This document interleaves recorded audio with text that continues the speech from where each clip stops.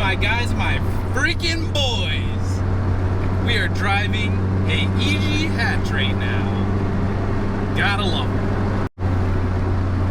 So if you've never gotten the pleasure to drive an EG Hatch, I'll go out on a limb and say that this is Honda's most desired car that they ever built, for the most part, I would think. Like, you know, a lot of people want a Type R, a lot of people want an NSX, all that.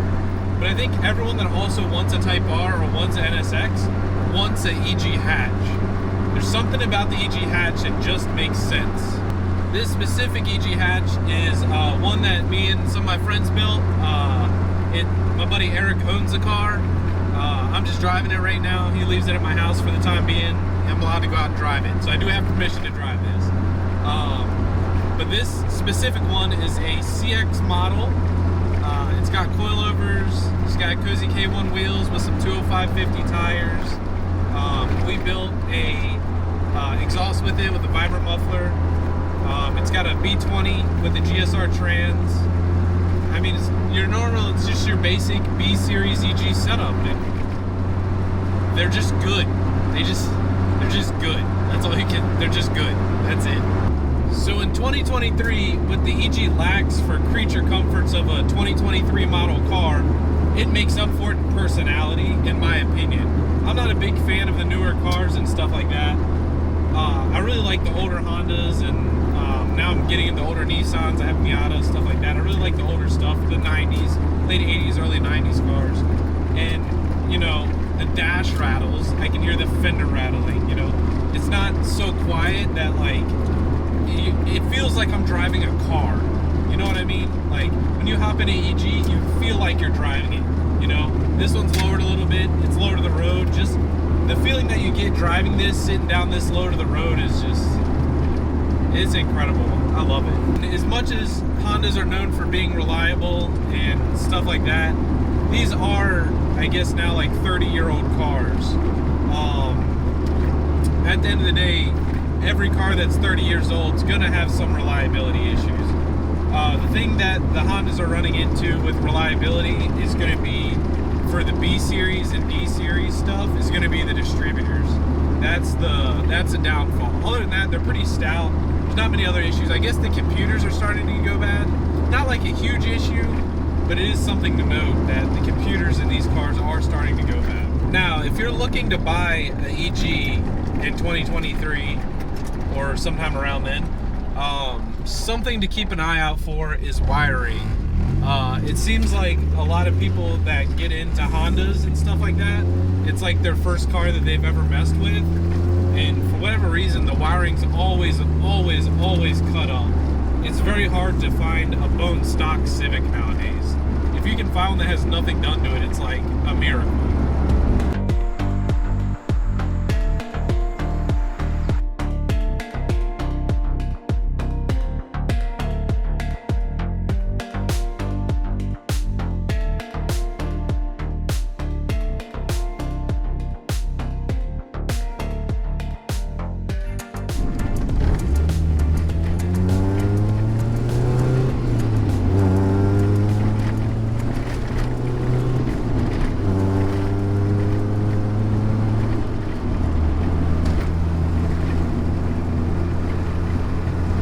So a completely stock EG, like with the single cam and everything in it, they're not really fast.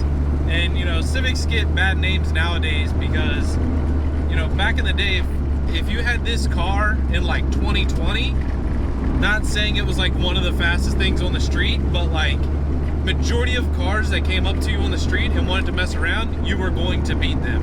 And I know that sounds absolutely absurd, because you're like, why would a 13-second car, this is probably like a 13-second car, why would a 13-second car be able to gap everything on the street? Well, pre-Coyote Mustang, a 12-second car was like an extremely fast car.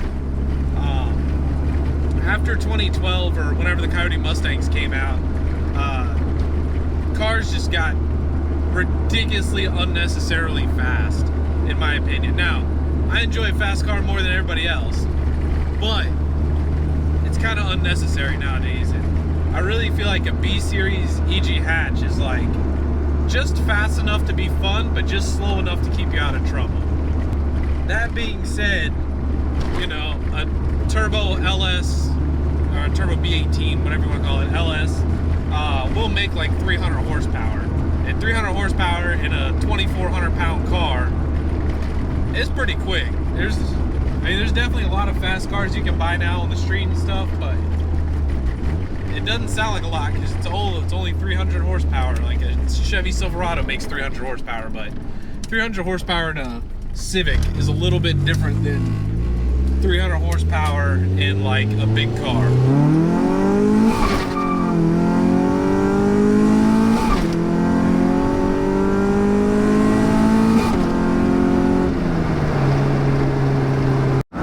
This is a fantastic part about Civics, you know. Just did a pull, knocked the whole heating stuff out, knocked the radio out of it. We're ready for sends again. It's like I was saying, they're definitely not the fastest thing around. Just a B series hatch isn't the fastest thing around, but it doesn't get old. It doesn't get old. Like, it's still fast enough to have fun in, you know.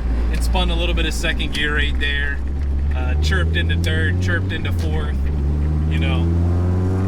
They're just so good. And you can do that over and over and over and over and over and over and over and over again. And the car does not care. It could not care less. And in a day and age where everything is made out of cheap plastic and everything has navigation and everything's power this and power that, like, this has no power steering. I have to manually roll my windows down, you know. It's nothing like being one with the car. I know that sounds corny, but like, you know, you get in these new cars, they're just made, anybody can just hop in a new car and drive it and have no issues. Like, somebody just gave me a thumbs up. See, that's so cool. That's so cool. Like, if I was driving a Veloster, like, who's giving me a thumbs up? You know what I mean? No offense to you Veloster boys out there, but something about old Civics, man. They'll never get old. So I've been thinking about this a lot lately. Let me know what you guys think. This, EG hatch, EF hatch, CRX, you know, like I said, late 80s, early 90s, mid 90s, Civics, Integras, stuff like that. 240s, Miatas, like A86, stuff like that. That is what I feel like is my generation's hot rod. You know what I mean? Like, that is our 69 Camaro per se.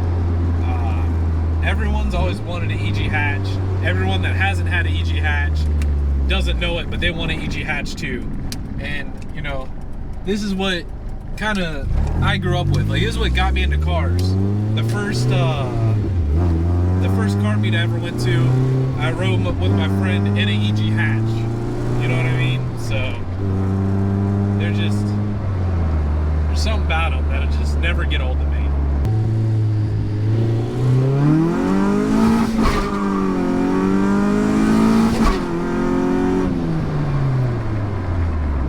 Go ahead and put the radio back in now.